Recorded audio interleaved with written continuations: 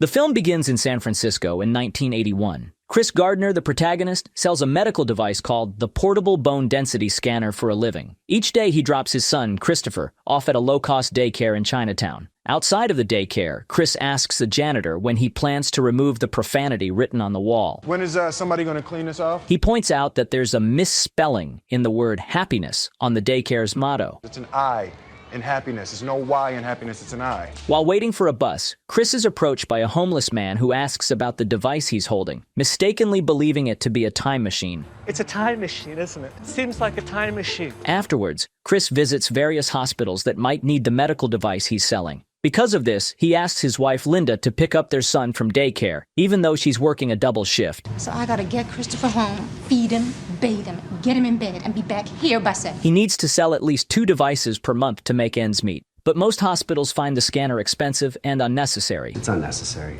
and expensive. So he hasn't made a sale in a while. Always in a hurry, Chris parks his car directly in front of hospitals. Unable to pay off his parking tickets, his car is eventually towed away. That evening, while having dinner, Chris notices a Rubiks Cube, which is still a new toy at that time. It's a gift for Christopher. From who? Cynthia from work. It's for adults. Chris can't use it. She didn't know. Linda asks if he has paid their taxes yet, and Chris says he needs to file another extension. This frustrates Linda before she heads back to work. After she leaves, Chris tries to solve the Rubiks Cube, but finds it quite challenging. The following day, while walking down the street, Chris notices a businessman in a red Ferrari, a genuine Ferrari this time. He asks the man what he does for a living, and the man replies that he's a stockbroker. Chris assumes that the job requires a high level of education, but the man explains that success as a stockbroker mostly depends on one's math and social skills. Hey, I'm gonna let you hang on to my car for the weekend, but I need it back for Monday. Feed the meter. After this brief exchange, Chris looks around and sees how happy everyone seems to be. He wonders why he can't be like that and constantly thinks about it.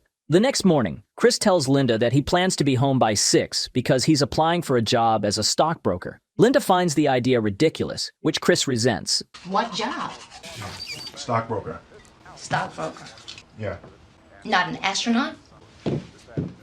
They argue, and Linda reminds him that they have 2 months' worth of rent to pay. She insists that he should sell all of his remaining medical devices and leave that business behind. This is what I'm trying to do for my family, for you and for Christopher. Chris heads to a brokerage firm to apply, but leaves his medical device with a street performer because he doesn't want to go inside carrying it. He gives her $1, promising to give her more when he returns. He warns the girl that she can't sell it anyway if she decides to steal the device. I can't even sell it, and it's my job. Inside, he meets an HR representative from a satellite office. The representative explains that they receive a large number of applications. He only assists people in filling out the applications, and then he sends them to Twistle in the main office, who handles this matter. While talking to the HR, Chris notices the street performer running away with his device, prompting Chris to quickly leave. He grabs the application form and dashes out in pursuit, but despite a long chase, Hey, don't move, don't move. the street performer escapes on a train. That night, Chris returns home with the application form but can't sleep, berating himself for losing the expensive medical device. The next morning, during breakfast, he watches the news about the Rubiks Cube, which reports that a math professor solved it in 30 minutes.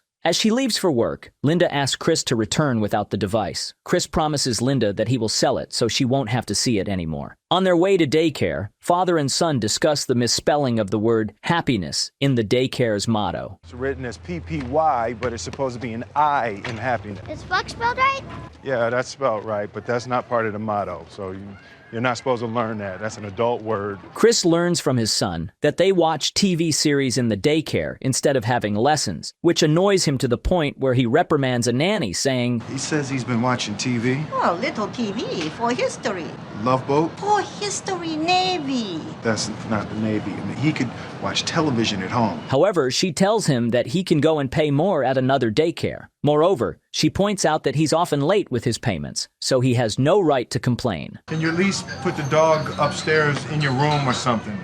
But Afterward, Chris heads to Dean Witter Reynolds to submit his completed application form directly to Jay Twistle, the head of HR. Their conversation is brief because Jay is in a hurry. After leaving the office, Chris spots the street performer and her accomplice carrying the stolen medical device. Hey! Enraged, he chases after them. Trying to evade Chris, the performer jumps onto a bus. Chris narrates that he spent his life savings on these machines, I spent our entire life savings on these things. believing them to be revolutionary. I even asked the landlord to take a picture. But most hospitals and doctors saw them as unnecessary luxuries. So if I lost one, it was like losing a month's groceries. After a determined chase, he finally retrieves his device. Sitting at a bus stop, Christopher reminds his father of the promise to sell the devices. You're not supposed to have any of those. Yeah, I know. You have 2 now. Later that day, Linda notices both devices at home and becomes thoroughly disappointed. After giving their son a basketball for his birthday, Chris tries to explain to Linda what happened earlier, but she doesn't want to hear it. Chris promises that everything will be fine, but Linda no longer believes him. In the next scene, Chris catches Jay while he's hailing a taxi and reminds him about the application form he submitted a month ago. Jay tries to excuse himself, saying he has somewhere to be. Sensing an opportunity, Chris lies, claiming he's headed to the same destination, and offers to share a ride. Jay reluctantly agrees, and they both get into the taxi. Inside the cab, Chris talks about his skills and personality, but Jay is too focused on solving a Rubiks Cube to listen. Chris notices and offers to solve the cube to catch Jay's attention. No, I'm pretty sure I can do it. No, you can't. Let me see it. Skeptical, Jay hands it over. Chris explains the mechanics of the puzzle while working on it, and the taxi driver listens intently, holding his own cube in his hand. Jay jokes that he'd drive around all day just to see Chris solve it. Before Jay reaches his destination, Chris completes the puzzle, impressing both Jay and the driver. Good job. However, Jay leaves Chris behind, which means that Chris has to pay the fare. With only $5 in his wallet, Chris tells the driver to drop him off a couple of blocks away. When the car stops at a light, he tries to flee, but realizes he left his medical device behind. He runs back to grab it. I'm sorry! I'm sorry! Prompting the driver to chase after him, threatening to kill him. Chris manages to escape by diving into the subway and boarding a train. However, as the doors close on his hand, he loses the medical device. The same homeless man who mistook the device for a time machine sees it left behind. That evening, Chris calls Linda to apologize for not being able to pick up Christopher from daycare. Furious after missing her shift, Linda tells Chris that she and Christopher are leaving. Sure enough, when Chris gets home, he finds his wife and son gone. At that moment, he receives a call from Jay, who tells him to write down his secretary's number so they can talk the day after tomorrow. With all of Linda's belongings gone, Chris can't find a pen and has to memorize the number. 0256. Yeah, extension 4796. Yes, sir. 415-864-0256. Okay, bye. All right, yes. Thank you very much. We'll see you soon. He rushes to a nearby store to write it down, but a friend approaches, talking about a recent football game. 119, 120, double overtime. Listen, Blam! Wayne. Can't talk to you about numbers right now. What's your problem with numbers? Chris struggles to remember the number while listening to his friend, talking about scores. And you owe me money. You owe me $14. I'm gonna get that to you. I need my money. 14's a number. The following day, Chris catches up with Linda, who has just dropped Christopher off at daycare. Leave me alone! Ever take my son away from me again. After Linda says she's no longer happy, Chris allows her to leave, but insists that she can't take their son. That day, Chris returns to the daycare earlier than usual and picks up Christopher before Linda arrives. He takes his son home. That night, the landlord asks Chris for the rent, but Chris promises to pay later. The landlord suggests moving to a nearby motel, which is half the cost of the apartment. He demands that Chris leave by the next morning since painters are coming. Chris pleads with the landlord to let him stay longer and offers to paint the apartment himself. I gotta have some more time. I got my son up in here. The landlord agrees, giving Chris one more week as long as he paints the rooms. The next day, while painting the walls, Chris hears a knock on the door. He opens it to find 2 policemen who instruct him to accompany them to the station. Chris pays his parking ticket at the police station, but the officer tells him it will be verified at 9:30 a.m. We verify at 9:30 tomorrow morning. Yeah, you gotta stay until this thing clears. I can't spend the night here. I have to pick up my son. I have a job interview at Dean Witter at 10:15 tomorrow morning. I cannot stay here. 9:30 tomorrow morning. What am I supposed to do with my son? Maybe we can go and have social services pick him up. With no other option, Chris calls Linda to look after Christopher while he's gone. Linda agrees but says she'll return Christopher late. As a result, Chris spends the night at the station. The following day, Chris rushes to his interview at Dean Witter Reynolds. With no time to change, he arrives still wearing the same clothes from the day before. Embarrassed by his disheveled appearance, Mr. Gardner. he initially doesn't respond when the secretary calls his name. Eventually, he enters the interview room, and the panel visibly reacts with disappointment at his unkempt look. Chris bluntly explains that he was arrested the previous day for not paying parking tickets. I've been sitting out there for the last half hour trying to come up with a story that would explain my being here dressed like this. And I wanted to come up with a story that would demonstrate qualities that I'm sure you all admire here, like earnestness, diligence, and I couldn't think of anything. So the truth is, I was arrested for failure to pay parking tickets. Parking tickets? And I ran all the way here from the Polk station. During the interview, Mr. Frohm, the head of the panel, appears unimpressed. Jay. Yes, sir. How many times have you seen Chris? I don't know. One too many, apparently. Is he ever dressed like this? No, jacket and tie. Oh, he's been waiting outside the front of the building with some 40-pound gizmo for over a month. However, Chris's communication skills shine through, and he manages to make the panel laugh, easing the tension in the room. What would you say if a guy walked in for an interview without a shirt on, and I hired him? He must have had on some really nice pants. Afterward, Jay congratulates Chris for impressing the panel despite his informal attire. However, Chris tells him that he'll think about the job because he learns that there's a 6-month intern period where he will not be paid at all. But Jay urges him to continue. You know what I'll look like if you back out? You know what I'll look like to the partners? Yes, an ass a-hole. Yeah, an ass a-hole. All the way. Tonight, I swear, I will fill your spot, I promise. On his way home, Chris reflects on the risks of the job. No salary for 6 months, and only one intern will be hired at the end of the program. If he fails, he can't even apply the 6-month training to another brokerage. All of this makes Chris hesitant. His only resource for the next 6 months is his 6 scanners, which he can still try to sell. After the interview, Chris heads home to finish painting the walls before Linda and Christopher arrive. Later, Linda returns with their son. That night, as Christopher sleeps, Linda tells Chris that she plans to move to New York to work as a waitress. Chris agrees, on the condition that Christopher stays with him. Believing that Chris can take care for their son, Linda tearfully leaves them for good. By the way, does anyone know what this lever is for? Write the correct answer in the comments. I wonder how many people know the correct answer. After she leaves, Chris calls Jay's secretary and leaves a message. He's in. The next day, Chris and his son move 2 blocks away to a nearby motel with the help of Chris's friend, who owes him $14. Since it's Saturday, Chris takes Christopher to play basketball before heading out to sell a bone density scanner. While shooting hoops, Christopher tells his father that he dreams of going pro. Chris, however, discourages him, saying that he was below average in basketball when he was young, and that Christopher will likely end up the same. Not this. I don't want you out here shooting this ball around all day and night, all right? He suggests that Christopher aim lower, but noticing the disappointment in his son's face, Chris encourages his son not to let other people tell him that he can't do something, not even him. Don't ever let somebody tell you you can't do something, not even me. You got a dream, you got to protect it.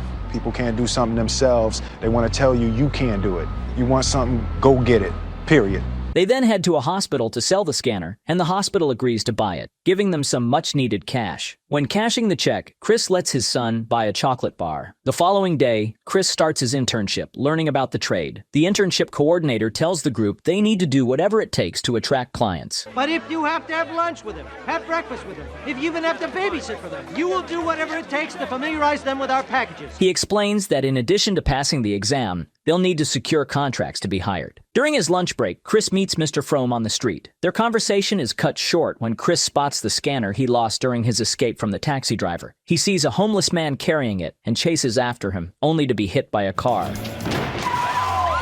The driver politely asks if he's okay. Hey, asshole! Are you alright, asshole? But Chris realizes that one of his shoes has fallen off. He limps back to the program with just one shoe. Hey man, you're missing a shoe. Oh, yeah, thanks. Thank you. And must go around the city like this for the rest of the day. Dad, you don't have a shoe. Afterward, the film shows a series of scenes where Chris is constantly ordered around to buy things for his internship coordinator. He feels underrated and unappreciated. Every day after his internship, Chris rushes to catch the bus by 4 p.m. to pick up his son from daycare and then takes the crosstown bus to make it home by 10 p.m. He continues to struggle with rent payments at the motel. Hey, Chris! Hey, Ralph. I'm waiting! All right, I got that for you, Ralph. I'm gonna get that for you. At the brokerage, all the interns work their way through call sheets, contacting potential clients from the bottom up, aiming to eventually reach CEOs. Although interns are expected to stay until 7 p.m., Chris needs to pick up his son, so he only has 6 hours instead of 9 to do his job. To maximize his time, he's not hanging up the phone in between calls, saving 8 minutes each day. He also avoids drinking water to cut down on bathroom breaks. Despite these measures, after 2 months, he still can't progress through a full call sheet. Frustrated, he decides to break protocol and jumps up the list, calling to the CEO of the company directly. To his surprise, he manages to secure a meeting with Walter Ribbon. Can you be here in 20 minutes?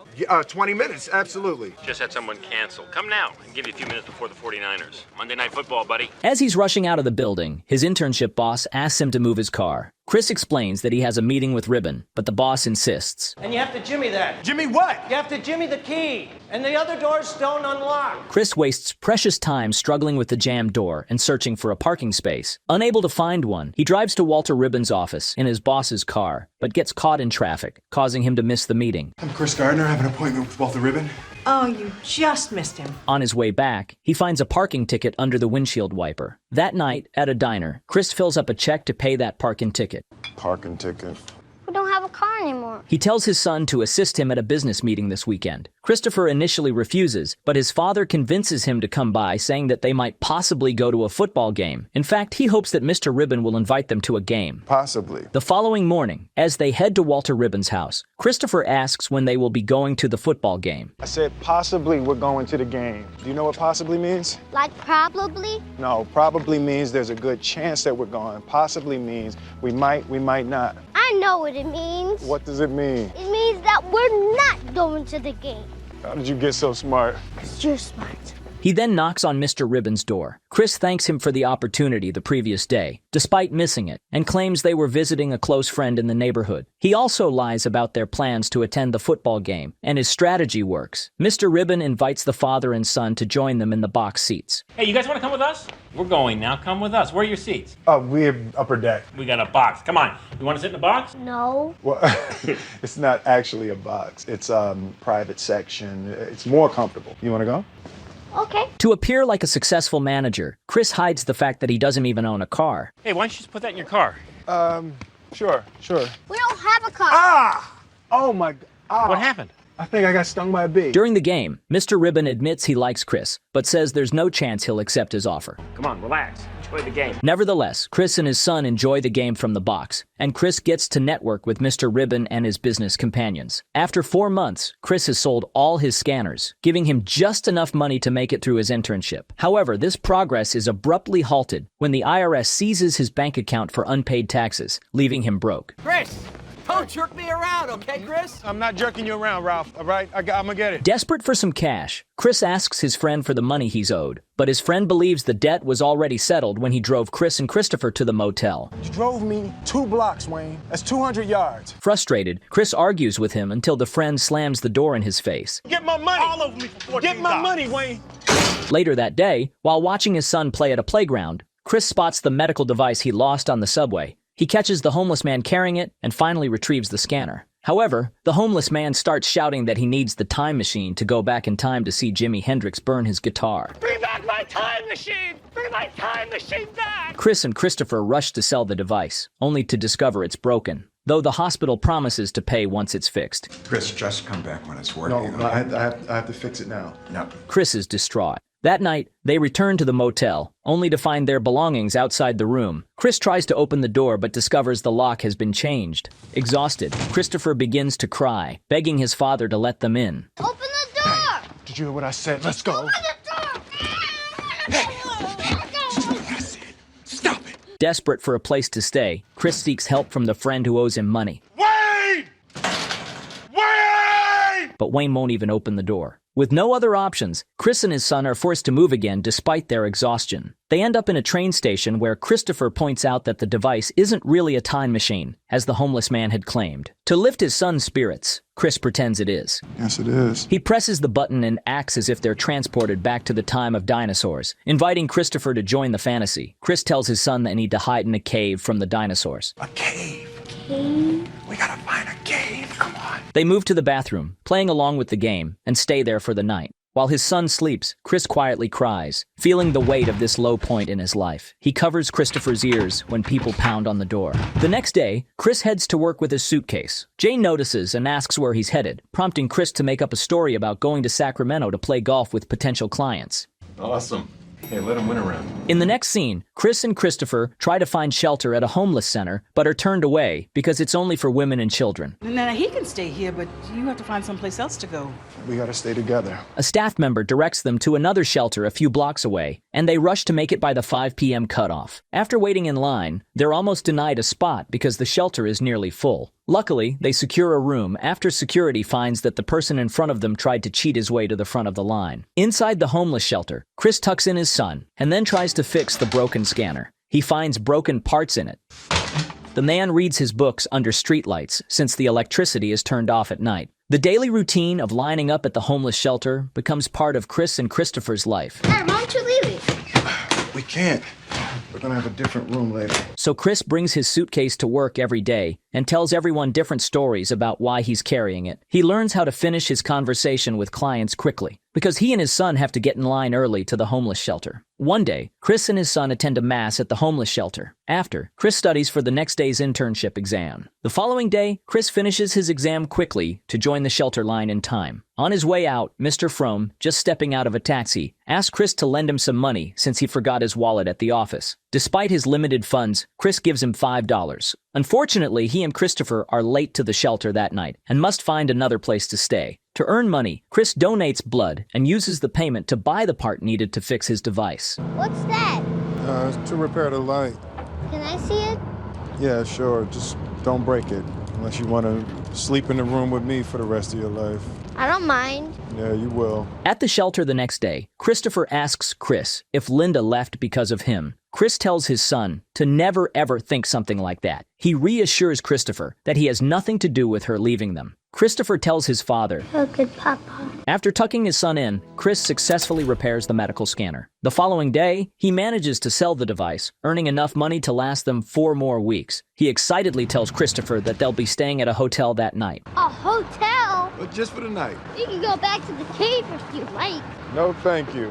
Ever? I hope not. They spend the night in a decent hotel, enjoying the comfort of a TV. The next morning, Chris and his son escape the harsh atmosphere of the city by going to the beach. Over time, Chris secures contracts with several of Mr. Ribbon's friends he met at the football game. In the next scene, Jay congratulates Chris on his final day in the internship program while they're in the bathroom. He commends Chris for securing many clients and tells him that, regardless of what happens next, he did a fantastic job. The message feels like a farewell speech, which makes Chris even more nervous. Later, Chris is called in by his internship coordinator, who leads him to Mr. Frohm. Noticing Chris is wearing a new shirt, Mr. Frohm comments on it. Chris tells him that it's because he's on his last day as an intern. Mr. Frohm replies that he hopes Chris will wear it again tomorrow, because tomorrow will be his first day as a full-time employee. Was it as easy as it looked? No, sir. No, sir, it wasn't. Chris can't hold back tears and thanks the panel. Mr. Frohm returns the $5 he had borrowed from Chris. Afterward, Chris walks out of the building, narrating that this part of his life is called happiness. He heads directly to the daycare to pick up his son and embraces him tightly. The film then reveals that Chris established his investment firm, Gardner Rich, in 1987. The film concludes with Chris and his son walking together, joking and enjoying each other's company as the real Chris Gardner walks past them. An epilogue reveals that Chris eventually secured a multi-million-dollar deal in 2006. If you enjoyed the video, please subscribe to my channel. I have prepared for you a documentary about the career of Will Smith. You can watch it by clicking on this picture. Thank you for watching. See you soon.